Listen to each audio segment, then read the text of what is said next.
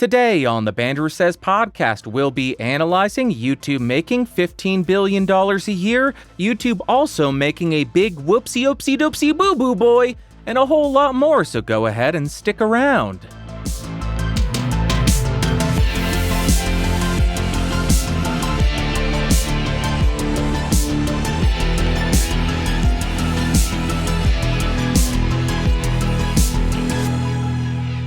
Greetings, Earthlings, and welcome back to episode 202 of the BSP. My name is Bandrew, this is what I says. Like always, down below, timestamps of everything that I talk about so you can skip around and save a few minutes, but if you got the time, I would appreciate you checking out the entire episode. If you do want a different version of the show, audio or video, you can find that at bandrewsays.com, and if you want other educational podcasts, geeksrising.com.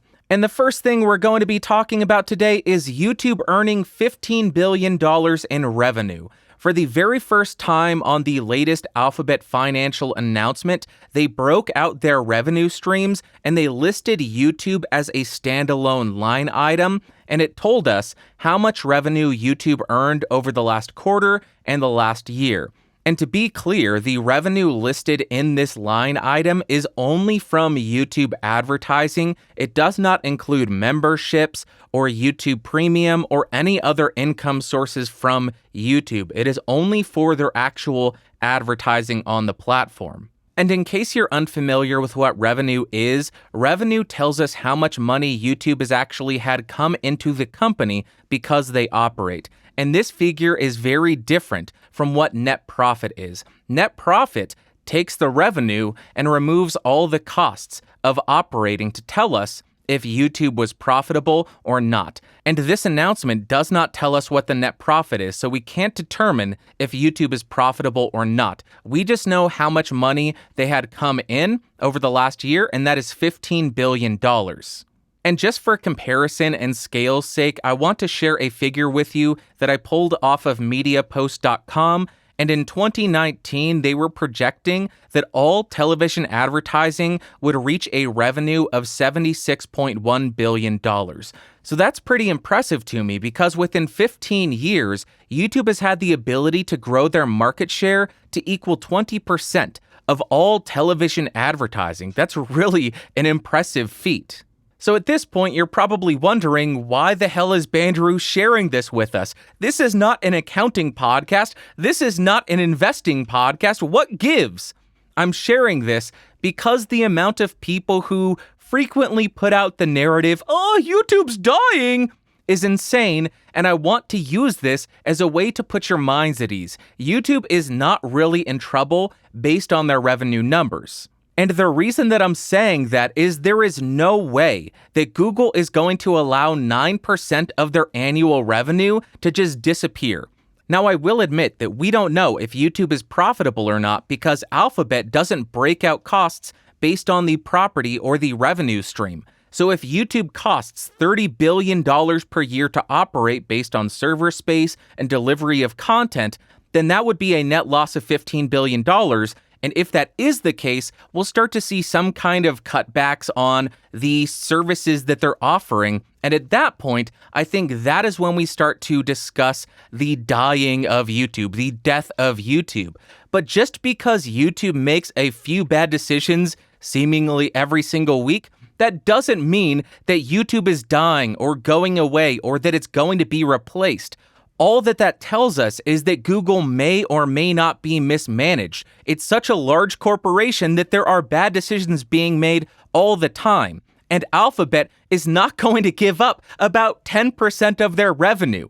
They are going to do whatever they can to ensure that that revenue continues to exist. And the last thing I'll say about this is everything that I have said short of the revenue numbers is speculative. But guess what else is speculative? Everybody making videos and pushing the narrative, YouTube's dying, it's the worst platform ever, it's gonna be replaced tomorrow.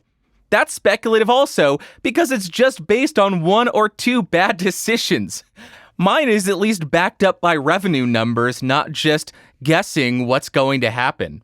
So that's my take on it. I wanted to use the actual publication of the revenue numbers to put your minds at ease and let you know I highly doubt YouTube is going to disappear because $15 billion or 10% of a company's revenue is worth a lot to them.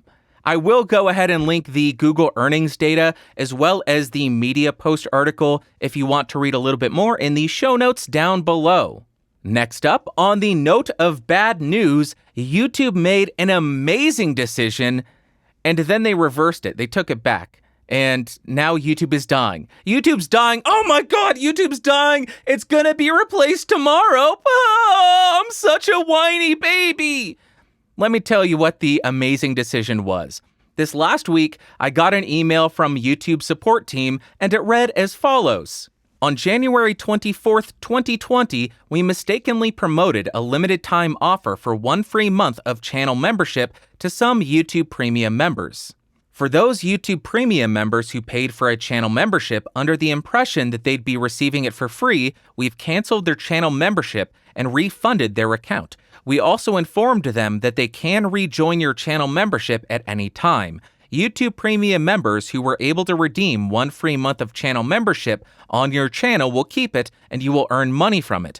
We apologize for any inconvenience this may have caused. So why was this an amazing decision? Because it makes YouTube Premium much more competitive against Amazon Prime and the Twitch Prime subscription. If you don't know what Twitch Prime is, if you have an Amazon Prime account, you can sync that to your Twitch account, and it gives you 1 free channel subscription per month, which is equivalent to a $5 cost. And I think that ends up costing Amazon maybe $2 a month. I think $2 is what they pay the creator per channel subscription. And I have been saying that this is a feature that should be rolled out ever since YouTube memberships was announced, because this motivates creators and puts money right in their pocket and would probably lead to creators making higher quality content, which will ultimately increase the reputation of YouTube as a place to go and find high quality video. But also, it will increase the value given to YouTube Premium subscribers outside of just removing ads and getting access to some questionable YouTube Premium only content, YouTube Red Originals, which aren't very good or they don't seem to be getting the traction that YouTube might want. Yes, there are some with 40 or 50 million views, but that's because there's only like 10 of them. So people watch them because they're there, but I don't think anybody's asking for them. I imagine that people would much rather have a free YouTube membership subscription every single month as opposed to these YouTube Premium shows, because at that point, you're giving the subscriber the power to pick what content they want to support and what extras they want to receive. Because with a YouTube membership, you get behind-the-scenes access, you get extra videos, you get live streams, and instead of YouTube telling people what they're going to get by spending tens of millions of dollars on these originals, give the subscriber the power, and that would give them a much better experience, in my opinion. But if YouTube still needs some selling points, I came up with a little bit of a benefit for them to try to motivate them to roll this out as an actual YouTube Premium feature. Not only will you maybe increase YouTube Premium subscriptions by adding more value to the potential subscriber, but you will also have creators pushing YouTube Premium quite a bit more, saying, hey, if you sign up for YouTube Premium, you get a free membership every single month, and if you like the content that I create, you can use that membership to support this channel. And if YouTube thinks that's a bit too far-fetched, that won't happen, I implore anybody at YouTube to go watch Twitch for a few weeks. The amount of creators who mention Twitch Prime and say, hey, if you have Twitch Prime, go ahead and subscribe to this channel for free. It supports this stream and you don't have to pay anything extra. The amount of creators who do that and bring awareness to Twitch Prime is insane, and that is essentially free marketing. So YouTube, I implore you again, go watch Twitch, see how many people are promoting it, then roll out a free YouTube membership subscription every single month for YouTube Premium subscribers. Ultimately, that would be an amazing thing for YouTube as a whole. It will increase your subscribers and it will help the creators and motivate them to create higher quality content. And that is actually all the news that we have for today. I want to go on a little bit of a rant. It's about credit cards and advertisements on airplanes. That doesn't make sense, does it, Bandrew? Advertisements on airplanes? What are you talking about? Well, let me explain. This last week, I had to travel on an airplane, as people do. People travel on airplanes. Tickets are expensive. I bought those tickets. I am a paying customer, and I use the internet. Because I use the internet, I am used to the model where you pay for something, you likely have advertising removed from that service. Of course, that's not in all cases, but in a lot of cases, you pay for a premium service, you don't have to suffer through ads. So on this flight that you paid hundreds of dollars to go on, you would expect there to not be advertisements because you have already paid the airline, correct? Well, that's where you would be wrong, you stupid idiot. How dare you think that you are not going to be monetized at every moment of your life?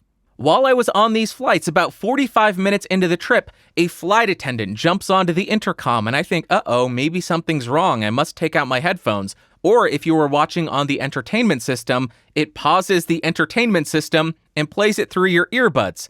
And then they pitched credit cards to us for 5 to 10 minutes. Oh, if you get this credit card, guess what? You get free miles. It's only $100 a year, and it's only 20% APR if you have great credit. If not, it's going to be 30% APR. Of course, they don't include the disclaimer that they are charging you exorbitant rates on what you accrue, but they sell you on, look at all the miles you'll get. That amounts to 2 free flights, 2 free trips. How cool! And I'll admit that I was already in a bad mood, so it made it worse because I personally hate flying. I hate having to go through security. I hate the turbulence. I hate how crammed you are. I hate how the person next to you jabs you in your stomach with their elbow. It is a terrible experience for everybody unless you pay thousands of dollars for first class. So I was already in a bad mood. And the thing that I hate more than traveling is crippling credit card debt that is nearly impossible to get out of. And that's what they're pushing to you. And over the years, these airlines have done everything in their power to increase their profitability, whether it be from decreasing seat size and leg room so they can cram more people onto a flight, or removing the free amenities that you get. But now they're monetizing the flights further by reading credit card ads to a captive audience. Maybe it's just me, but this made me feel so incredibly dirty, and it pissed me off beyond measure. I was so angry, I would have jumped off the plane if I could have. I hated every effing moment of it, and I found it absolutely disgusting that an airline would stoop to this level. So American Airlines, if you're listening to this, you are disgusting, and I hate all that you choose to be. Do not use your captive audience to try to push your shady credit cards on people that will ultimately put them in crippling debt that is nearly impossible to get out of. Shame on you, American Airlines, and shame on any other airline that uses a captive audience to market to them. F you. And there you have it. I had to get that off of my chest. It bothered me greatly. Now let's talk about what I have been testing. And if you are watching this video, it is a new boom arm. This is the Yellowtek Mica boom arm. Full disclosure, I bought it directly from Mica at a discount. Not a big discount, but it's still very expensive, but I bought it from them. I need to disclose that. And I have had these for a few months. I have another one that is the TV or video version, so it doesn't block the view. But I have had them for a few months, and I finally got around to soldering on the XLR connectors, which is a huge drawback to these. If you buy them, know that you have to attach your own XLR connectors. And I finally got around to doing that and setting them up. And the very first thing that I noticed about them is how easy it is to move them around. That is one thing that sets them apart from pretty much every other boom arm I have used, whether it be the Rode PSA-1, the Blue, the Blue Compass, or any of the cheap boom arms you can get on Amazon. All around, it feels absolutely incredible to manipulate the arm. But one drawback to this thing is it is a massive boom arm, and this is not the video version of the arm, meaning it is not low profile, and that has led me to have a secondary angle where I have my GoPro maybe 4 feet above my desk pointing down. It is a very bird's eye view because otherwise the microphone and the boom arm would cover my face and the secondary angle would be useless. It still is covering my face, but I think that secondary angle adds a little bit more interest because you can see a little bit more of the room, and I think that's kind of neat to see. I always enjoy seeing that type of angle, so hopefully that offsets the blocking of my face. Heck, the secondary angle might be more beneficial because you can't see my ugly mug. So that is what I have been testing. I will be playing with this thing for the next month or so. Then I might install the low profile one, but you have to drill into your desk for that. Not sure if I want to do that on the desk that I am currently using, but we'll go from there. Next, let's jump to what you had to say. And the first comment comes from Lyowin, and he says, I think Neil overthought the question, or the question was poorly worded. My guess is the second, honestly, as the Vergecast likes to bait issues from time to time. What they said was that young musicians are making music on their laptop instead of how it used to be done. Before, if you wanted to make decent quality music, you had to usually rent studio time, but now you can get decent, not pro, recordings at home. Just like people thinking podcasts are the same as a professional radio station booth, yeah, you can get close to that, but at the end of the day, a true studio will always sound and be better. Lyowin, thank you very much for the comment, and I agree with you for the most part. In regards to the first half, I do agree that Neil was probably intentionally being misleading or attempting to bait Neil Young, because he probably knew how Neil would react to the idea of people recording an MP3 and then down-mixing that again to MP3. He knew Neil's mind would explode, and he would get this over-the-top response, which would then allow him to make a very clickable title. I'm not going to say clickbait, because it's not clickbait. The title they had was very descriptive of what Neil Young said, but I think that was an intentional question, trying to goat Neil Young into saying that.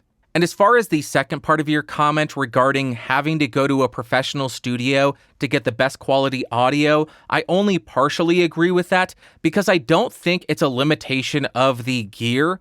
Yes, you do have to have a really nice room if you want the exact same quality you get out of a professional studio because they spend hundreds of thousands, if not millions of dollars building these rooms to specific specifications to get the best acoustics, but I think the real limitation of home studio use is the lack of knowledge. These professional studio engineers do this full time, and they have been doing it for decades, and that is very difficult to acquire if it is just a hobby and you are doing it from home.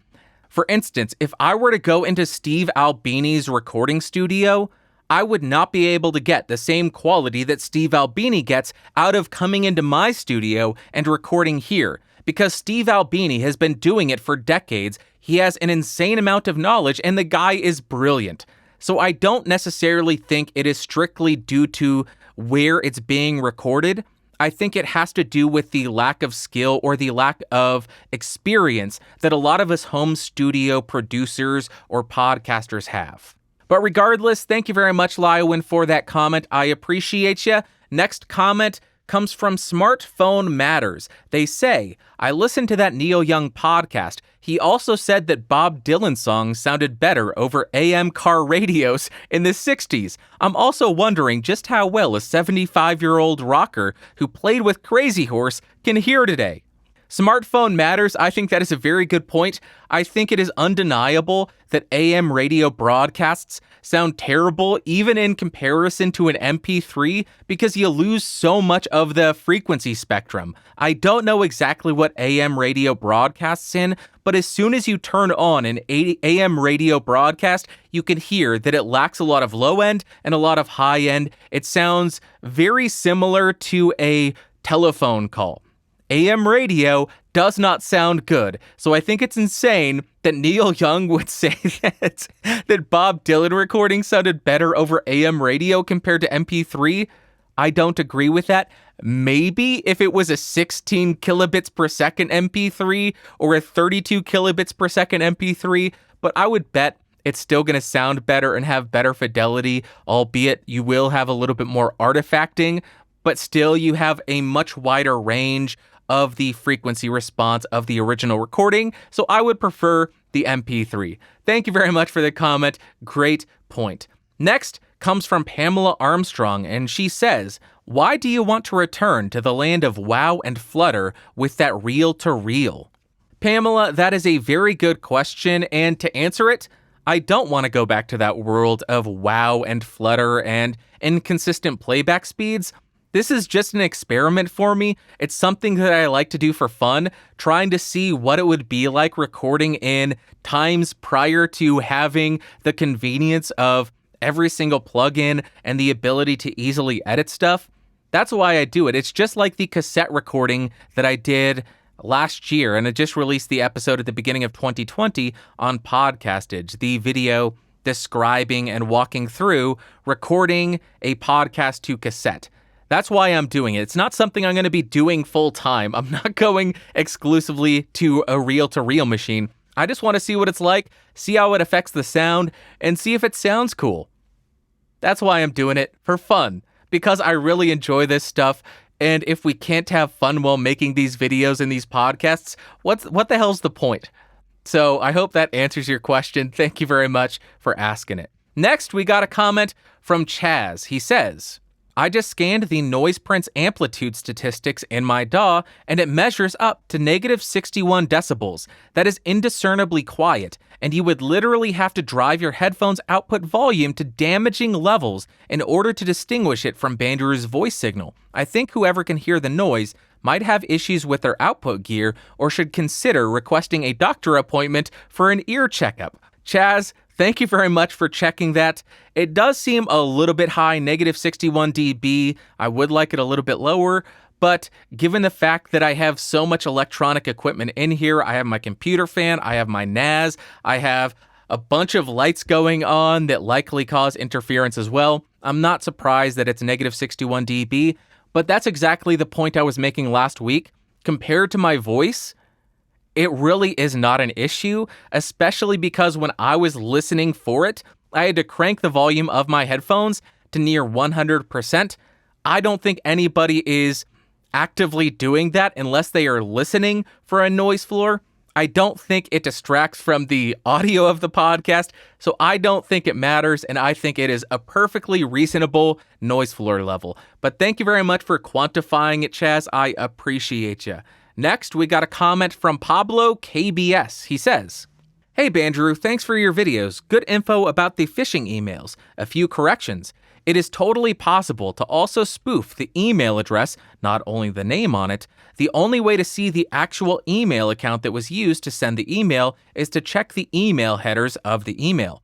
I believe that MFA and 2FA, which are multi-factor authentication and two-factor authentication, is the best way to protect yourself against these hackers, because even if you give your password to them by filling out a fake Google or YouTube site with your credentials, they will still need access to the MFA devices. Thanks for the advices. Pablo, thank you very much for that, and I believe that was the exact advice I gave. I do appreciate the explanation that you actually need to check the info and the headers of the email to see the sending email address, the actual email address. That is great advice, but I do agree that MFA or 2FA, multi-factor authentication or two-factor authentication, are the best security tips to securing your accounts, because if you have a physical device that is required to log in, even if they have your password and username, they can't log in unless they have that physical device as well,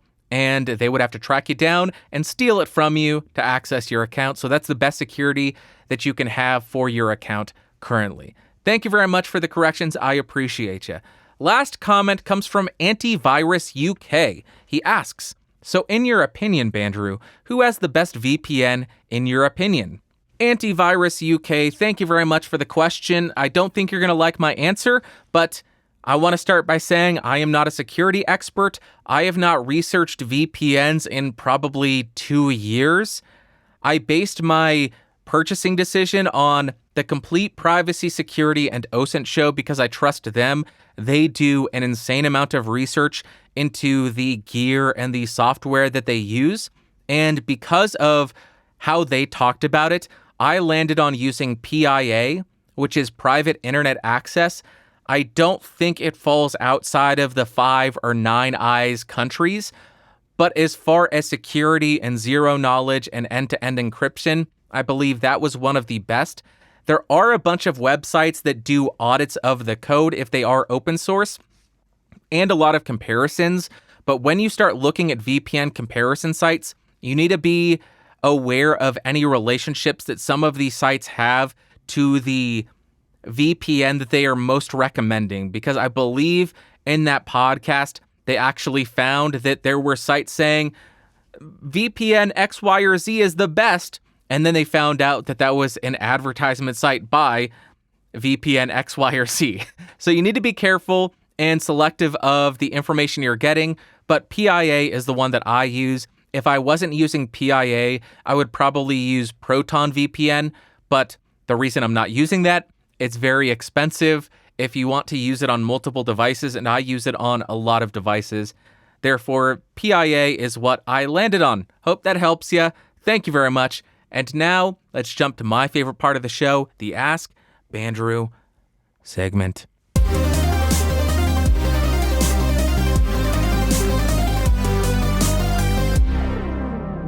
Alrighty, welcome to the Ask Bandrew segment. If you have any questions, feel free to send them in by heading over to askbandrew.com. That has all the instructions to send in an email, send in a voice, or send in a video submission. And I look forward to hearing from you. Please send in voice submissions, because then I don't have to read, and you can plug your stuff in those a lot easier.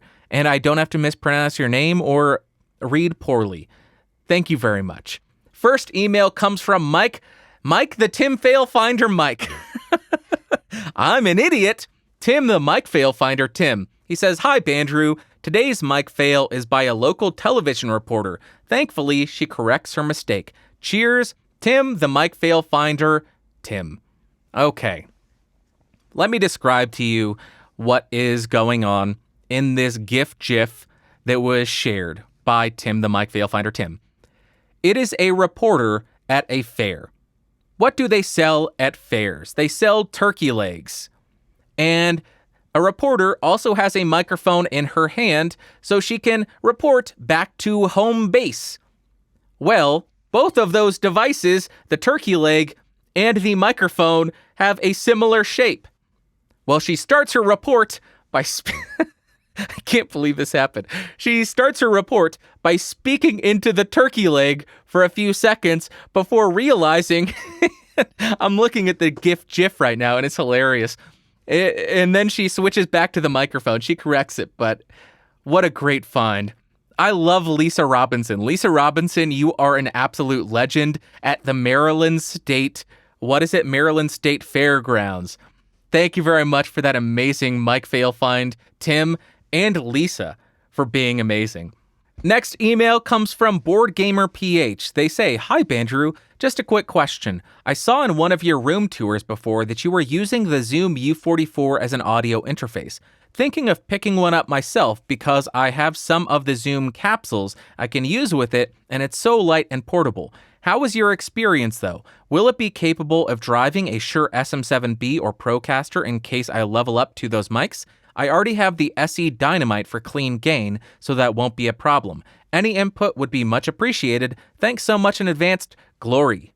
Glory, thank you very much for the question. As far as the U44 being able to drive the 7B or the Procaster without any external devices, no, it cannot do that cleanly. The Zoom preamps in their lower end stuff, like the U44, the U22, I believe, and the Zoom H6, they simply are too noisy to drive those microphones cleanly, because you're going to have to crank the gain to near 100% to get a good level out of them.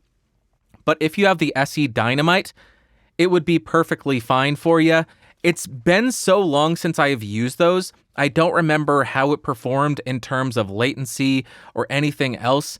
I did not have as much experience with interfaces back then I had maybe 2 or 3 of them at that point. So now I am much more discerning, but I haven't used it in probably 2 years. Ever since I don't know what I switched to first. Maybe the Arteria audio fuse is the first thing that I switched to from the U44. But after that, after using a high quality interface, I never looked back. And I think you could probably get a much better device unless you do 100% need those capsules. If I had a choice, I would go with the Motu M2 because the preamps are clean, the features are great. But if you do have those capsules, like you say, I suppose it'll be fine. And you have the SE Dynamite coming, that will help. So you don't have the issue of super noisy recordings with the SM7B or the Procaster. Hope that helps you, Glory. Best of luck. Next email comes from D. Fane. They say, "Hello, I recently got a Rode Procaster because I saw your review on this, and I plug it into the Scarlett Solo 3rd Gen and run it through Voicemeeter for now, and it sounds fine, but I'm having a problem. It picks up all sorts of noise from my keyboard and mouse to noises coming in from the other room, but on your review, it actually didn't pick up the keyboard that much at all. How could I reduce the background sound coming in? I feel like maybe the sound from the other room I could stop by turning my desk around since it's facing towards the door. But I don't know. What do you do about the keyboard and mouse since when I reduce the gain, I get too quiet, and when I turn it up, my keyboard and mouse are heard quite well. Any advice? And yes, I am getting a cloud lifter next month. Also, for now, it sounds fine, and I love the mic, but the background noise drives me nuts." Defane, thank you very much for the question. Very good question. First off, in my testing, the Rode Procaster did the best at background noise rejection out of all the dynamic microphones that I tested in the big broadcast dynamic microphone shootout. What I would test, or what I would check with your microphone, is make sure that your keyboard and mouse are in the null area of the microphone's polar pattern. With the Procaster, that would be the exact rear of the microphone. Probably not going to be the most convenient placement, but if you have the microphone off to the side, pointed at your mouth, meaning that the keyboard and mouse are maybe 90 degrees off axis, it's still going to pick that up very well.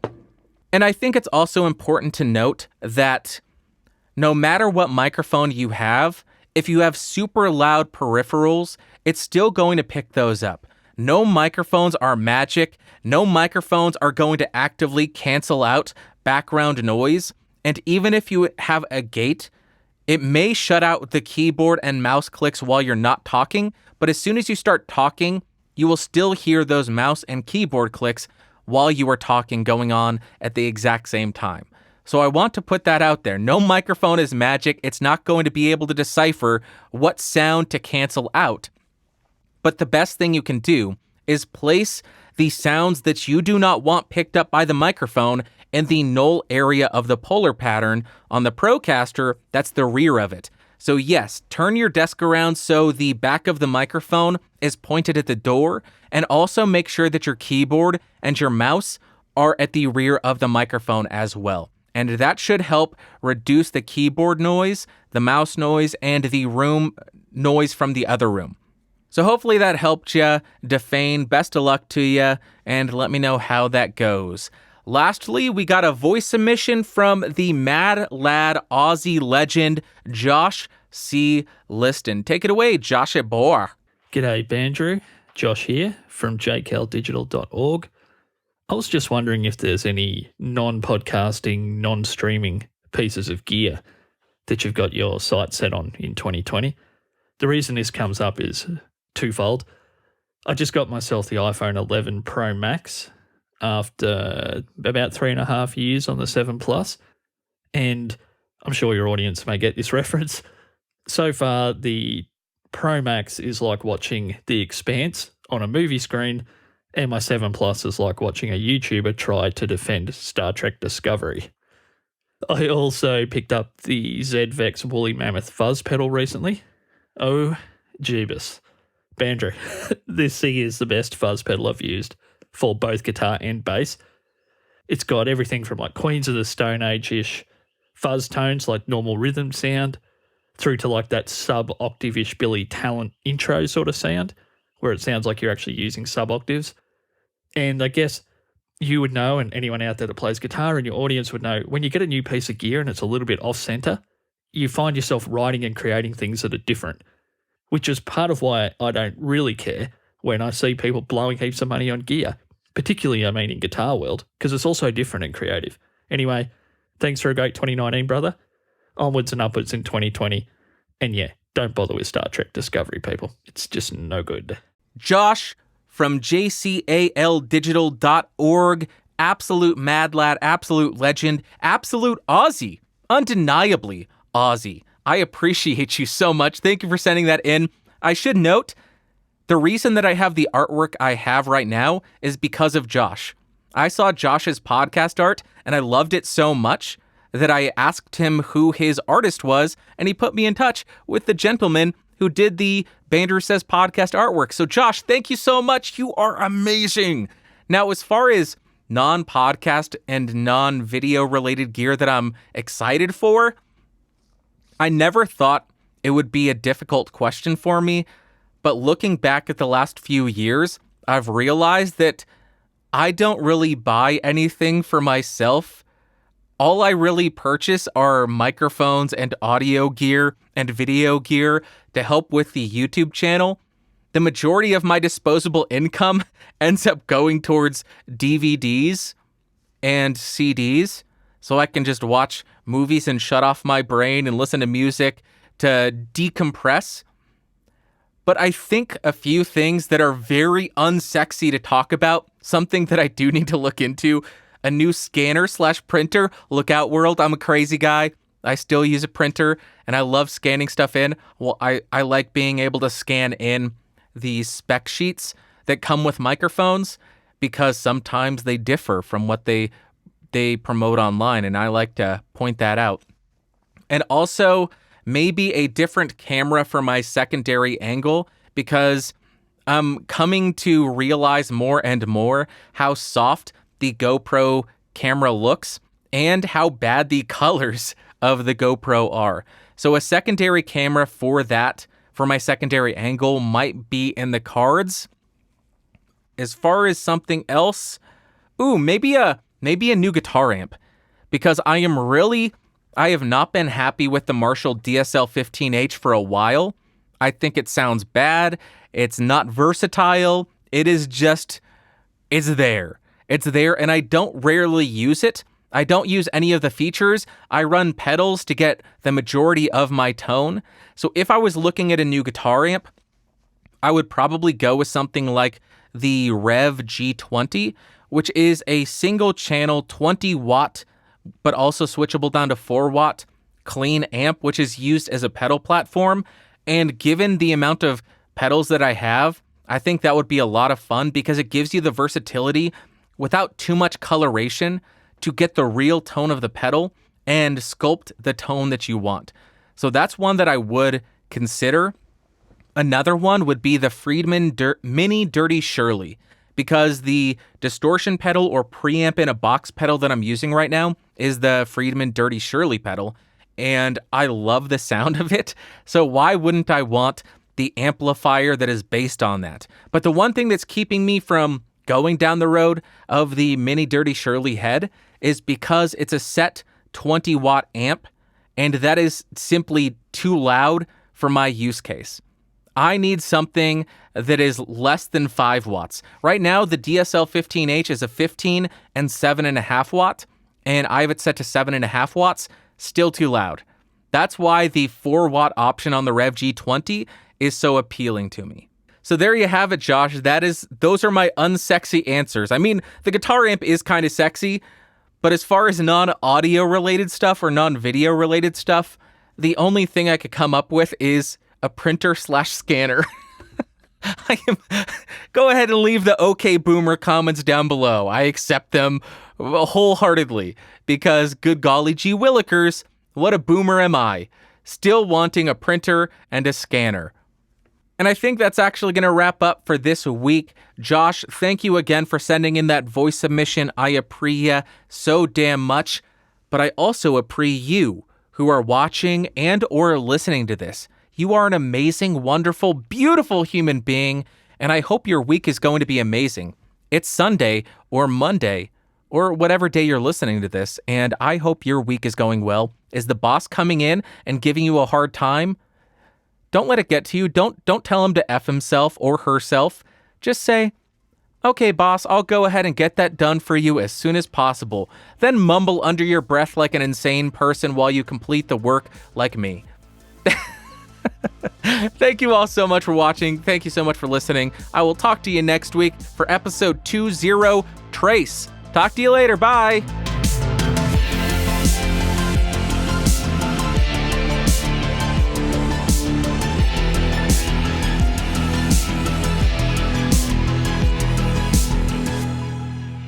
This has been a Geeks Rising production. Your executive producer is Bandrew Scott.